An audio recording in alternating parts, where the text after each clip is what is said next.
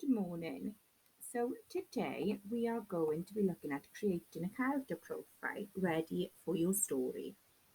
So our learning objective is to create a profile for a character which can then be used in writing because we're going to write it in our story.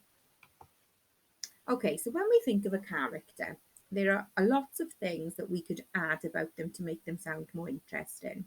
So you could talk about your character's appearance.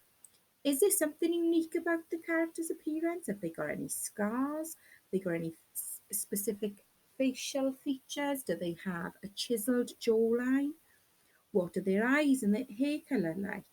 Are they tall? Are they short? What's their age?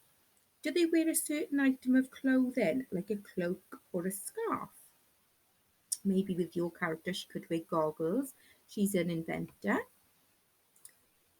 Your character's likes and dislikes. What type of things does your character like and why? What type of thing do they dislike and why? Does your character have a hobby? Now, this is your opportunity to get really creative and think about your character's background story. So, you might have used your work from Monday, your question and answers, to base this around.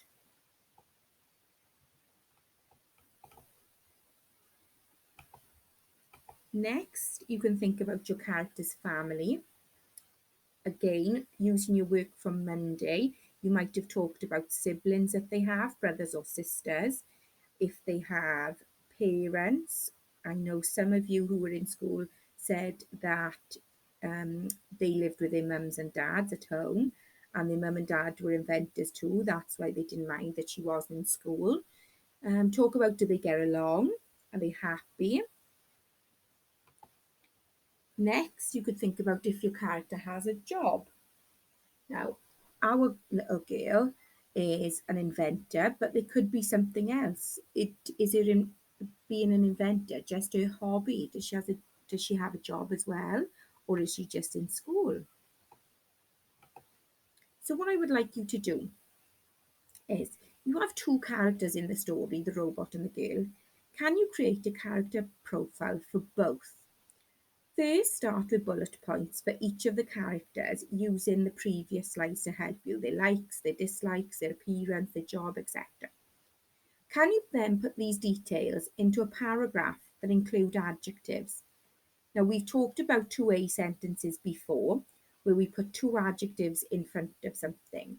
So, the slippery, slimy snail might be one. Also, alliteration in there. Have a little try of that. An example I'm going to show you next. This is one that I've done for you. So first of all, I've just made 3 bullet points, as you can see at the top. This is the picture I've been given. This is my character. So his name is Bob. He looks really angry and his house has been broken into. So that tells me why he's angry. But then I've gone on to kind of develop my character. I talk about his family, how old he is, what he does for his job. So Bob is a middle-aged man who is a father of 3 children, 2 boys and a girl. These children are aged 15 to 22, and only the 15-year-old boy Callum lives at home in Salford.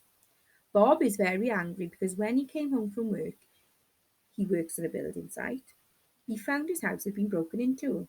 He went all over the house and found several things were missing. But he is most upset because when he went into the attic, he found his most treasured possession had also been taken. So can you see I've started to build up a character. I've started to develop who this person is.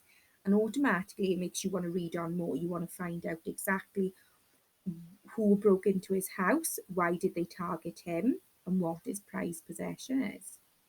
So good luck, and I look forward to hearing your responses.